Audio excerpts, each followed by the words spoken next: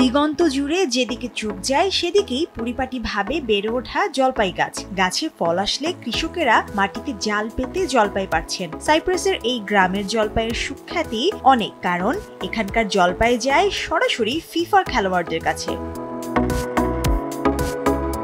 তীক্ষ্ণ ঝাঁঝালো স্বাদের এই জলপাইয়ের তেল নিংড়ে 1 কাপ পরিমাণে খাওয়ানো হয় ফুটবলারদের, কারণ তারা মানেন অ্যান্টি ইনফ্লামেটরি উপাদান পলিফেনলস সমৃদ্ধ এই তেল যে কোনো ইনজুরি থেকে দ্রুত সেরে উঠতে দুর্দান্ত কাজ করে। জলপাইয়ের তেল এমনিতেই পুষ্টিগুণে সমৃদ্ধ, এটা কারো অজানা নয়। কিন্তু সাইপ্রাসের এই জলপাই গাছ একটু ব্যতিক্রম, আকারে ছোট হয় আর ফল পাকার আগেই তাকে সংগ্রহ করা হয়। অপেক্ষাকৃত বেশি কাঁচা ফলে গুণাগুণও বেশি থাকে। জলপাই তেলের শট খেলে চনমনে অনুভব হয়, ইনজুরি দ্রুত সারে, এসবের কোনো বৈজ্ঞানিক প্রমাণ নেই। তবে সাইপ্রাসের 2টি বিশ্ববিদ্যালয় চলতি বছর এই বিষয়ে গবেষণা শুরু করবে।